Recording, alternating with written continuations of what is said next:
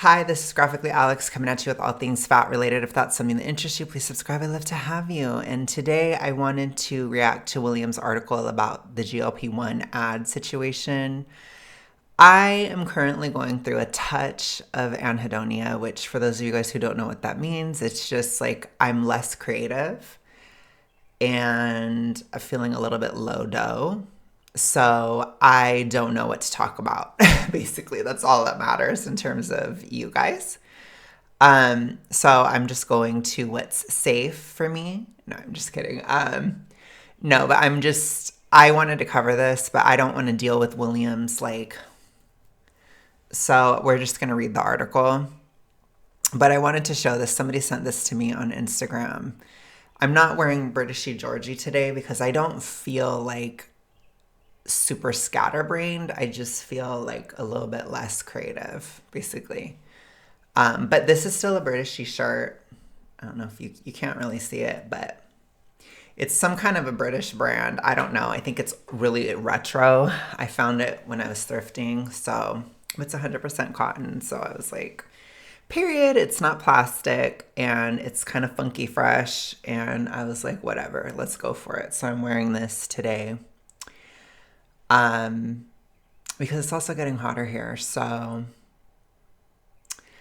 that jacket's probably not going to be coming out as much. But anyways, as a part of that, and I still wanted to do a shout out to the UK, this is going on. Aubrey is trying to take over. So apparently there is this mural in Nottingham. I'm just kidding. I don't know how to pronounce anything. Don't come for me. Nottingham. Just kidding. But as I would say, Nottingham. There is this going on. So they're really coming for the UK. I don't know. I don't know why. I feel like it is so not going to work. It is so bizarre. I don't know. I wish I could understand. I don't think there is necessarily logic behind it. I think it's literally so simplistic. It's probably just like a bunch of Americans being like, they're similar enough to us. It can work there. And I think that that's what the justification is or like what the reasoning is. But I don't think the UK is similar to the US in these types of ways. Like this type of attitude, I really think it will have a hard time. So this is just not, it's just, my knowledge of the UK versus the US, this is a very like emotional statement. I don't think it works there at all. Not that I'm trying to give them hints because I just think it's funny. But I've told you guys so much, like people within You Fall by the Letter D, they don't have the ability to have empathy. I keep saying that. And they hate it when you say that, but it's because it's true. So especially when we're at like zombie levels, very severe zombies, so clicker, bloater, they can't actually put themselves into another culture's shoes or into another country's shoes. I don't even know if they could do it like state by state, maybe not even town by town. And certainly they can't person to person. So it's just funny to see this. And again, there are some zombies that are in the UK, but I think it's like super American sympathizing zombie. Like maybe they're just chronically online. I don't know, but they're doing something. It's out there. So I want to just show you guys. In one part, I want to show you the flop aspect. The other part I want to show you is there is effort in real life to normalize obesity. This is not something that is just being talked about online. It is coming for you. It's coming for your country. And will you be able to handle the onslaught of messages? That's my question. So let's go ahead and switch over to the article. All right. The GLP-1 ad plague, the uniquely American evils of direct-to-consumer weight loss advertising, downsizing advertising.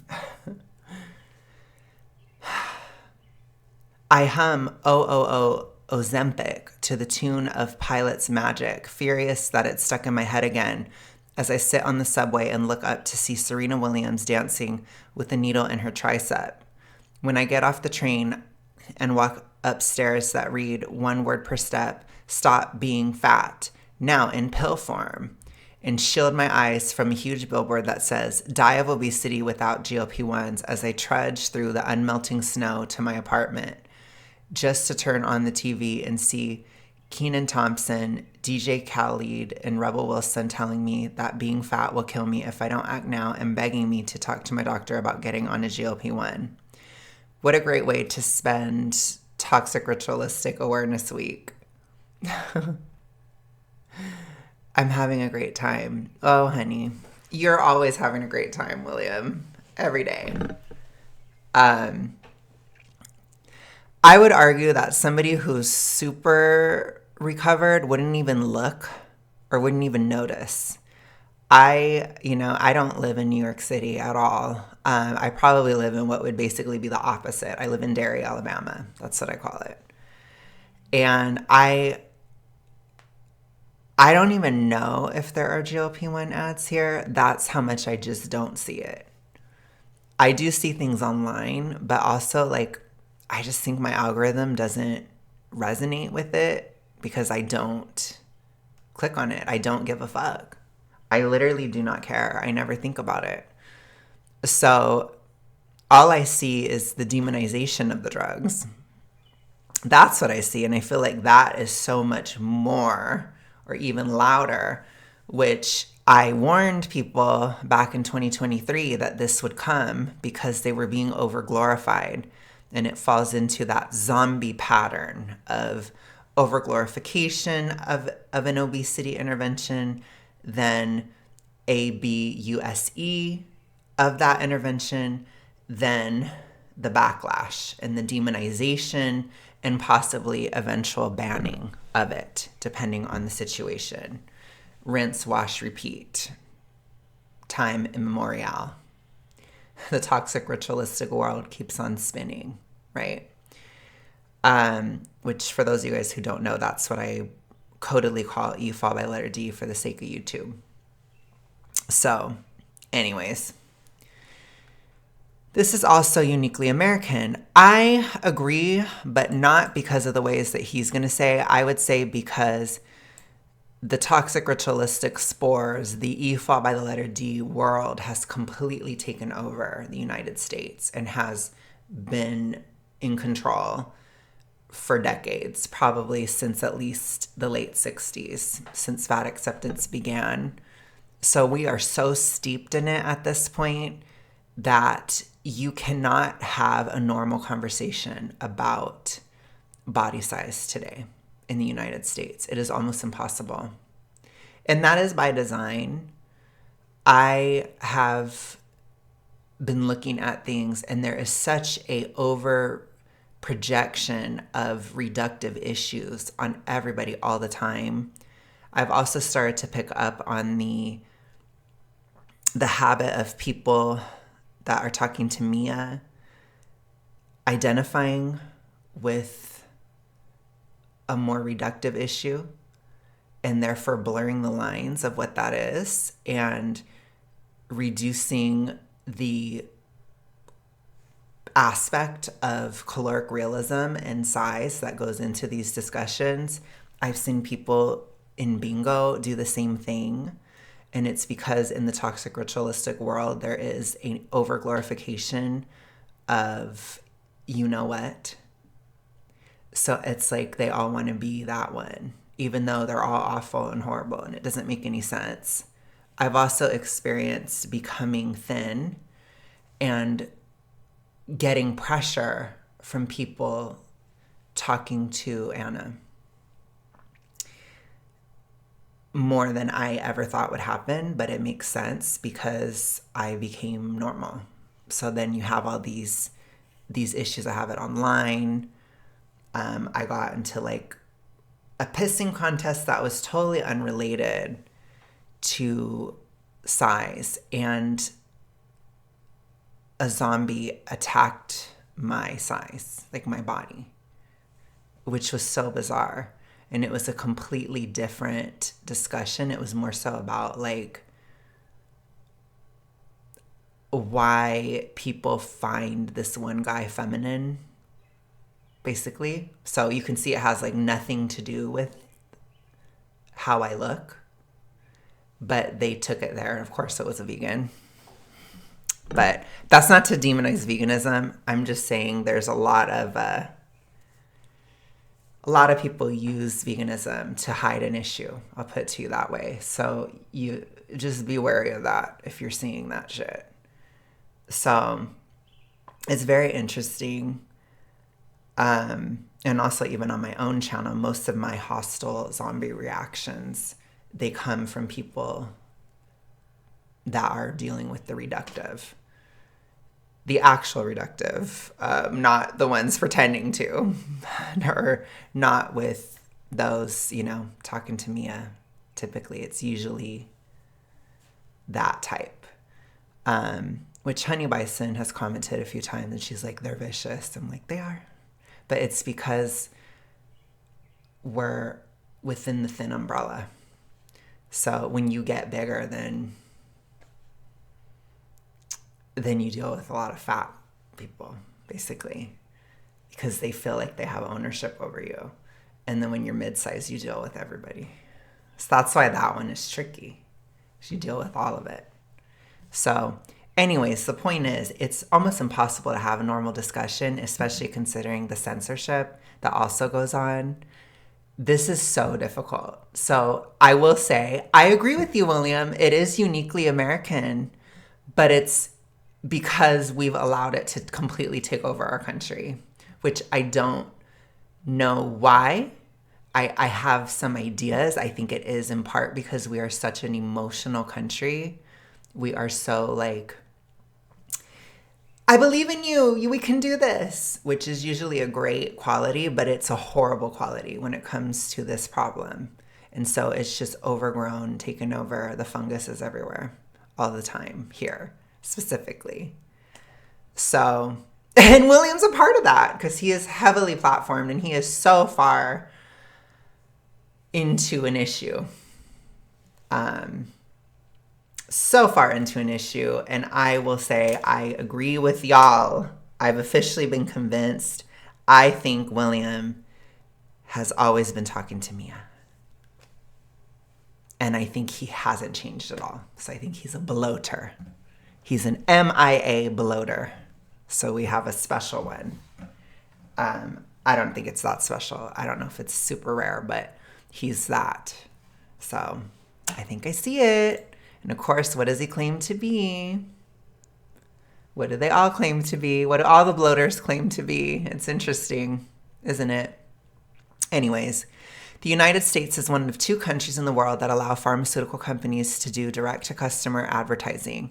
The other is New Zealand. And yet, having visited one and continuing to live in the other, I can personally attest that it is so much worse in the United States. But of course it is. We live in a post-capitalistic, I'm so used to saying post-apocalyptic, advertising hellscape, and the rise of GLP-1s has made it all the more unbearable. No, I told you what it is. It's not really capitalism. It's DIS order. That's what the problem is here. Because, yeah, it's wild. It's not like DTC advertising, particularly pertaining to WL, is a new thing. It's been around since before the quote-unquote obesity epidemic public health hoax was even brought up or thought up, and will unfortunately be here long after we find out that GLP-1s are not, in fact, a miracle WL drug. But it's important that we recognize that DTC advertising for WL interventions can and does kill. But obesity doesn't. Let's explore some of the history of DTC for weight loss interventions And then for subscribers only, you can read my personal opinions about GLP-1s and predictions about their future. Oh my God. I would not trust your perspective, William, at all for even a second. Direct-to-customer pharmaceutical advertising is very weird to anyone who didn't grow up with it on television. It directs you to suggest to your doctor which drugs might be right for you, regardless of whether they were already on your doctor's radar. These companies make significant financial bets on you seeing their ads, wanting the lifestyle they're advertising alongside them, and demanding that your doctors prescribe them to you. So there's a lot of stuff with this. I'm not going to comment on it too much. I will just say I do think it's odd.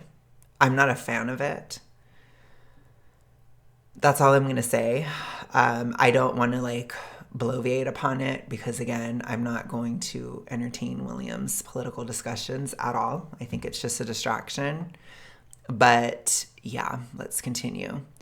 D2C marketing is particularly effective for WL interventions because we are all convinced by everything around us all the time that we need to downsize. If your doctor... Not true. If your doctor somehow doesn't already hold that opinion due to the immense medical anti-fatness in our system, these companies know they can rely on you insisting to your doctor that you need their drugs anyway. And it's not just your money they know they'll get. They are also counting on you to get your friends to do the same when they ask you how you downsized. They're counting on you to tell your partner to go on them with you so that you can look as hot as you do in your new body.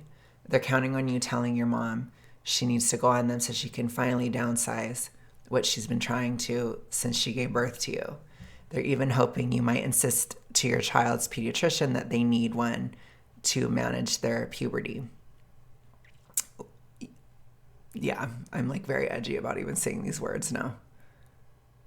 They're also relying on you to not be able to give informed consent, not knowing how these drugs work. They're relying on your ignorance. They might even be relying on your doctor's ignorance. This is so weird, William. They're relying on the DTC ads they put out in our culture of anti-fatness to convince you to pump their drugs into your body and inject your hard-earned money into their wallets. But how did we get here? Okay. So, like I said, there is hardly any actual discourse or conversation or thoughts about this topic in the United States.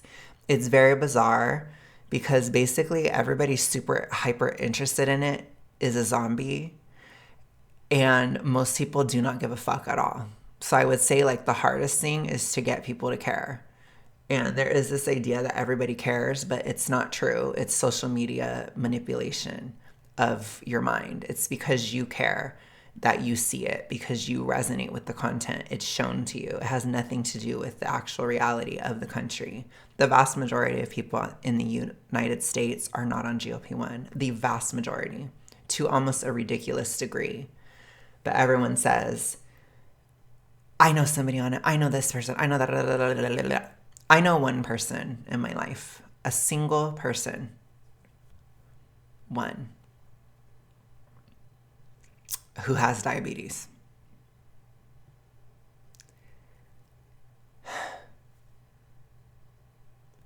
It's ridiculous.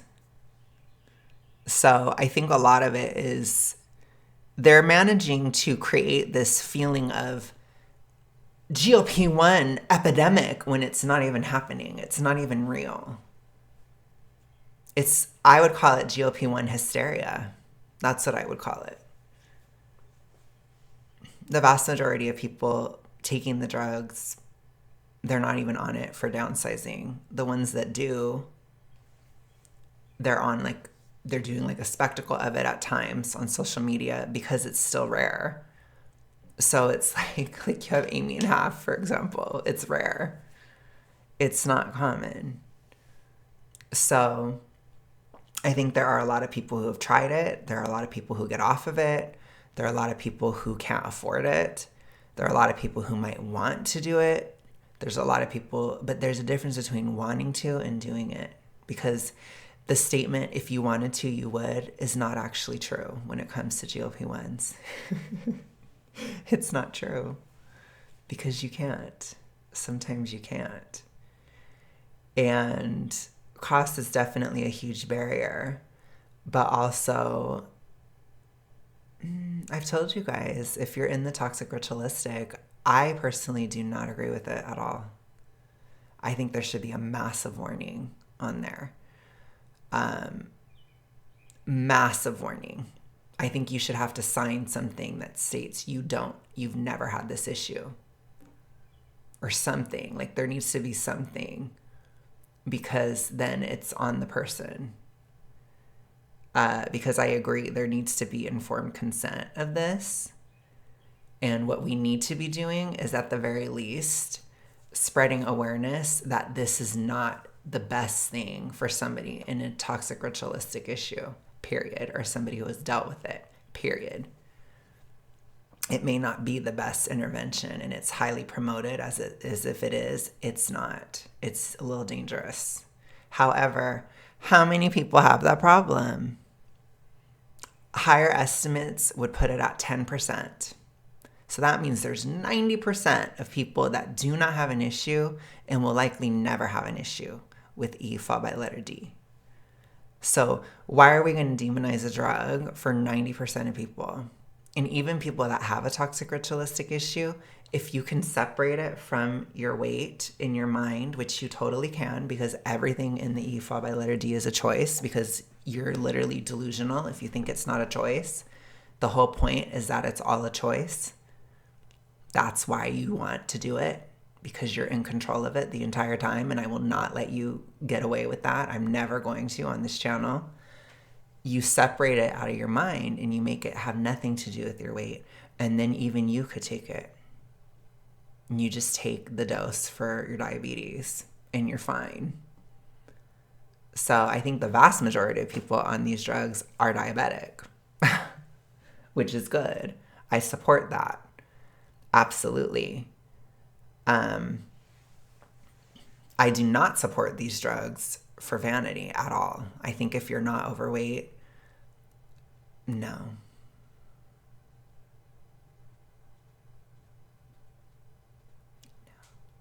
Even I would say, even if you're not obese, I would say no. People would be like, well, who are you? I'm a recovered non-zombie. That's not psycho. That's who I am. I've become a normal person.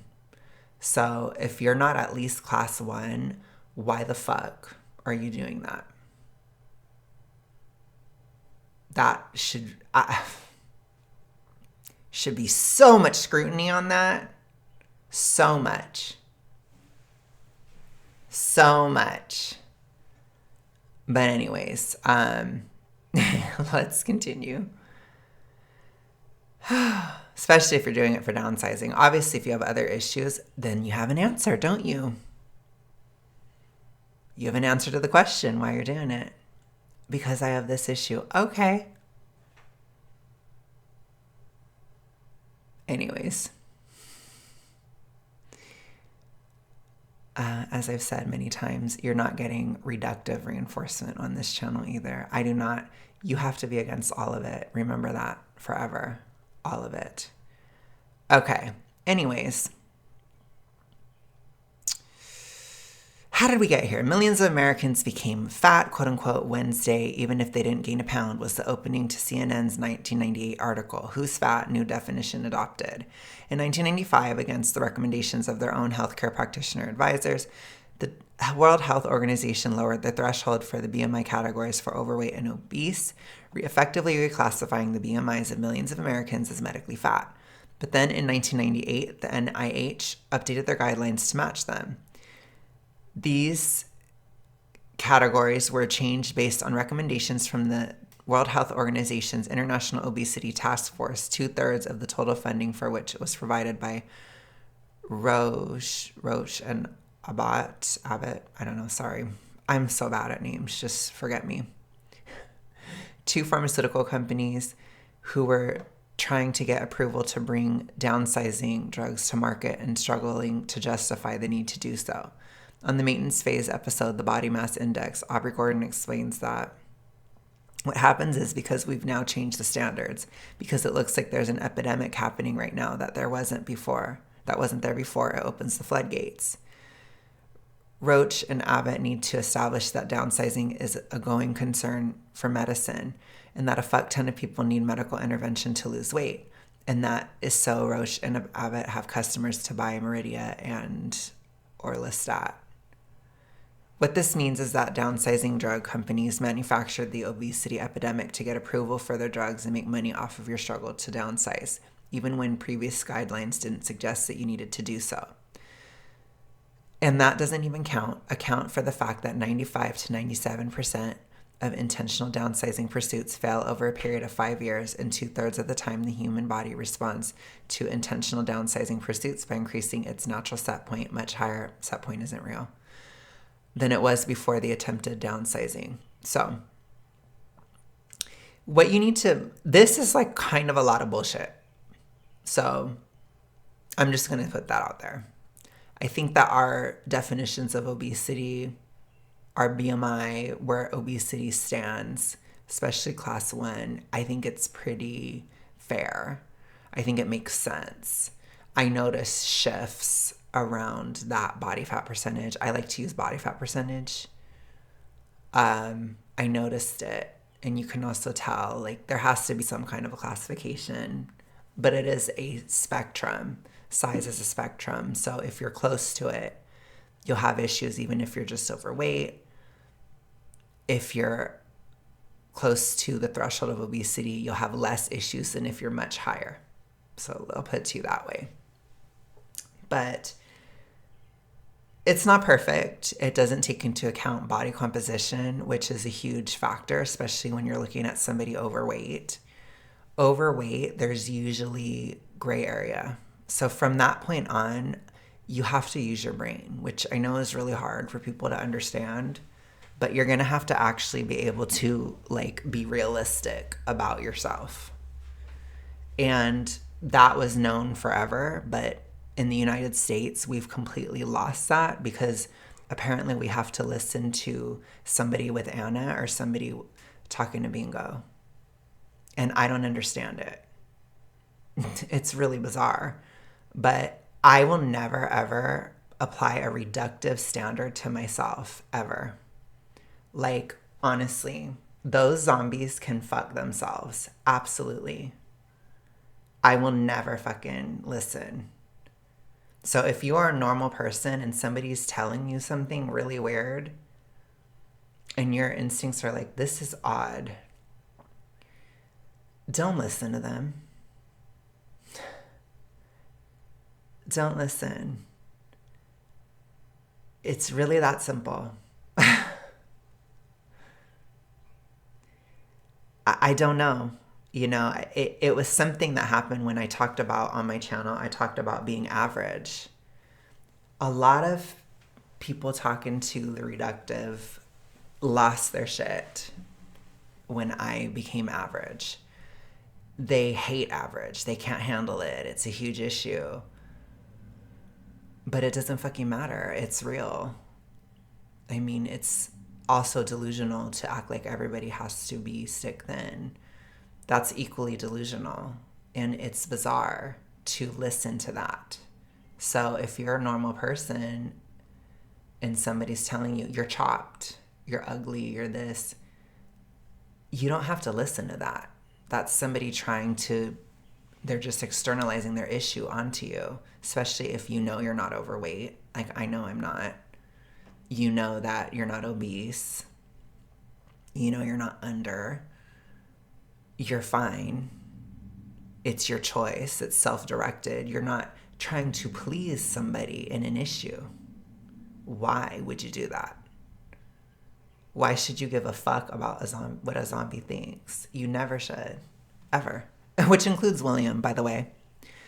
But anyways, just be aware of that. Like, you have to look at yourself too. And you need to like be able to differentiate if you're healthy or not. This is a normal thing that people have done for thousands of years. I'm going to ask you to turn that part of your brain back on. We need to stop being so mindless in the United States about this. It is so bizarre. Mindless and hysterical. Okay. So Selling medical downsizing interventions is an ever-flowing fountain of profit because everyone wants to downsize. That's not true. Yet no one can, even with the interventions sold to them. When these interventions inevitably fail, these companies will have you believe that it is your fault that their interventions didn't work long term, and that these downsizing companies will spend the money they made off of their last failed product to convince you that you need their next one. So there are definitely huge profit margins for zombie behavior. I do think that that's part of why it's promoted in the United States. I think corporations are at times compromised, but they're also encouraging of the issue for financial benefit. So you have to not fall prey to that. It's really important for the medical system not to, but again, we're so far gone in the United States that you have to enter into some of this stuff with a bit of scrutiny. Not every doctor is a good doctor. Not every corporation is sound. You know, there has to be some scrutinizing, which, I don't know, the US is just weird. It's like here you have to demonize everything or you have to believe everything 1,000%. That is a uniquely American issue. It's very annoying and I'm so over it. But again, I'm talking to the Gen Pop. You need to turn your brain on. Like, I'm going to ask you to think. I'm going to ask you to have your own mind for a second or to not run completely on emotion. You know, you're not going to be able to just go and trust a single doctor or a single corporation or an ad or something. Like, you need to have a fucking brain. I don't know why that's hard for Americans. It's so hard. But I'm so over it. I really am. I really fucking am. Like, oh my gosh, it's so annoying. I understand when people are very young, but it's like, even being in your 20s, you need to have a brain. I'm sorry. I'm not giving you an out, honey. I'm not.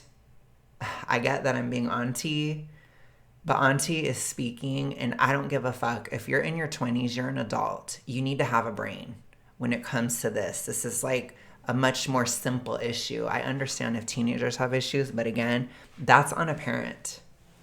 It's a parent's responsibility to teach their child sanity.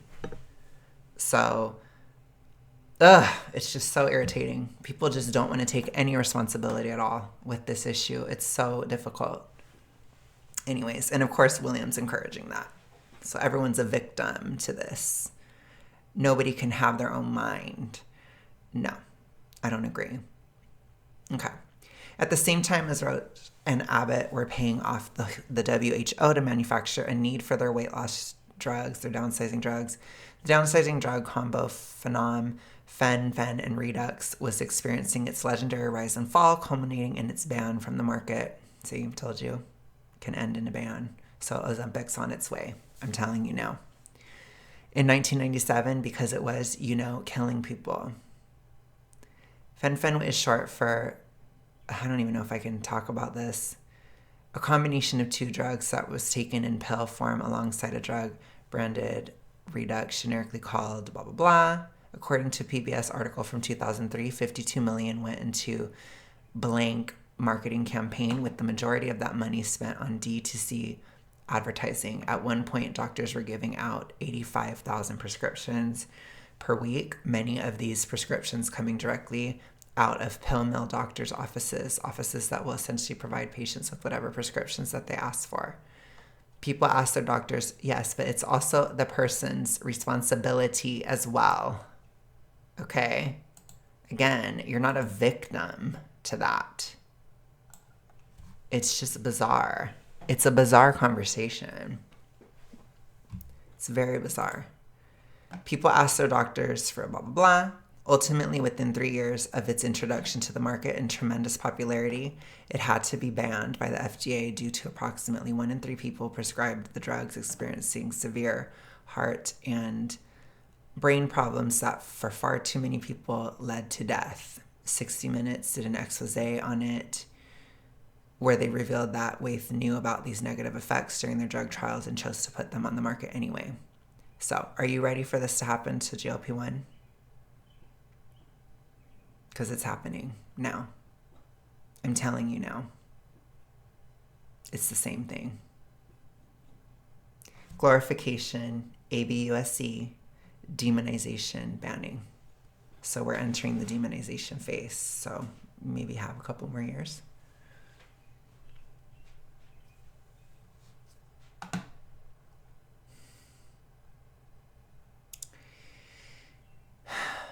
Ironically, in 1997, the same year they were withdrawn from the market, the FDA Modernization Act was passed by Congress, a law that further loosened the regulations for D2C marketing, the very thing that directly led to the explosive success of and harm caused by them.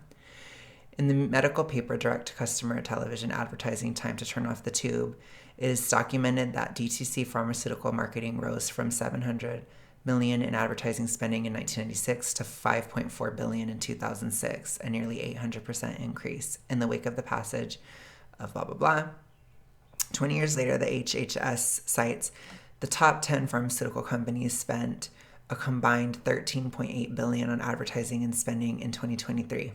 So here's my question for William. How much does fast food pay to advertise?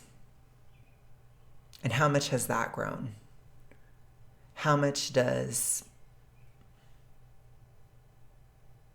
Tricks Are for Kids and all that crap, how much do they spend?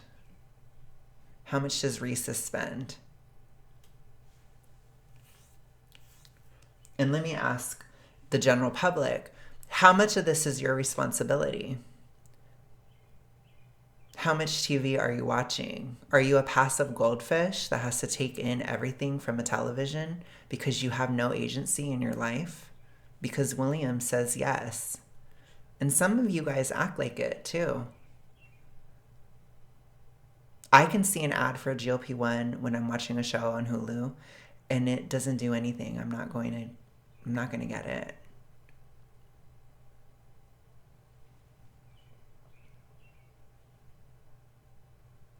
Don't we have a responsibility? I can see an ad for Reese's. It doesn't mean I'm going to get it. I can see an ad for Little Caesars. It doesn't mean I'm going to get it. What element of this is our responsibility too? Just saying. Okay. Let's see. So you can only imagine how much that industry-wide DTC budget has increased. GLP-1s have entered the market in the form of weekly injections and pills. In 2021, the active ingredient in weekly injectable GLP-1 semaglutide was approved by the FDA. Almost immediately after approval, direct-to-consumer advertising for GLP-1 started to rise, according to an August 2025 article by Emmy Lederman, 35.7% of direct-to-consumer ad spending was for GLP-1s in the first half of 2025. And what was the rest? They've been on the market for less than half a decade, but they already take up over a third of the total industry-wide DTC spending. If it feels like GLP-1 ads are everywhere and unavoidable, it's because they are. GLP-1s were introduced to the market in the mid-2010s as a diabetes medication. There is a lot of evidence that GLP-1s do an effective job at managing diabetes, and that is phenomenal. I cannot stress that enough. These drugs have been improving lives in a significant way for a while now. But then these companies noticed that people taking GLP-1s to manage their diabetes were also losing a lot of weight as a side effect. So is it possible or not, William? Words started to get around in the world's richest social circles, and suddenly they were being poached from the diabetes market by any rich person or public figure who could get their hands on them. There's a lot of reductive pressure when you're very rich. I want you to understand that too. And within corporate America too. Zombie behavior. Zombie. Causing a shortage for those who actually needed them. The industry saw this spike in demand and kicked production into high drive, getting them approved for the use of WL as quickly as they could, and so here we are. Why are these drugs coming with the side effect of downsizing? To put it maybe a little too simply, though my own PCP and many other medical professionals I've spoken to agree with my assessment of this, it makes you less unsatiated. That's it. So you don't consume as much. If you take them and guarantee that you're eating just as much as you were before, you don't downsize, because the only reason you lose is because you're not. And believe it or not, despite what you've been told, many of the people who are actually desperate to downsize don't need to consume less. They actually more likely need EFA by letter D treatment that might include a mandate to consume what, to consume more therapy for their image, and to live in a world with less anti-fatness. You know what they probably also need? A hug. Okay, William. These companies are doing everything they can to convince you that you need to lose weight and you need to spend your money on GLP-1s to do so. These ads are unavoidable, and they are in every space. They are in the subway, they are on billboards, they are on TV, and pop-up ads in your social media feed. They might even be on your hookup app. Grindr recently added a tab called Woodwork by Grindr, where they're even selling you GLP-1s alongside Viagra and soon testosterone injections, so you can what as well, in the name of improving how your body looks aesthetically for better sex. And these companies they know you want to downsize, and you'll spend any money you can to do it. I never spent a dime, for the record. How do they know that? Because they're the ones who planted the idea in your head. They spend millions on research to market them to you overtly and covertly. They've spent millions sponsoring committees that create guidelines for health organizations that prioritize their bottom lines, not your body. And they know that when this drug inevitably fails, it's foreshadowing. You ready for it to be banned? And it will fail because it is just the same old blank diet made easier by an injection, or that you'll be the one who feels like a failure for not being able to do the virtually impossible. They know that your feeling of failure will compel you to buy their next intervention, and they'll use DTC marketing to make sure that to ask whether it's right for you. So basically what I'm trying to say is that all of that sucks. This entire situation sucks so bad. Getting inundated with these ads simply sucks. But now you know why. Now you know more about why it sucks, and I hope I can help you better articulate your rage. It has certainly helped me better articulate mine. Gosh. So, you ready for them to be banned? That's my question to you as I end this. Thank you guys so much for watching. I hope this gave you some food for thought, and I will talk to you guys again tomorrow. Have a good one. Bye.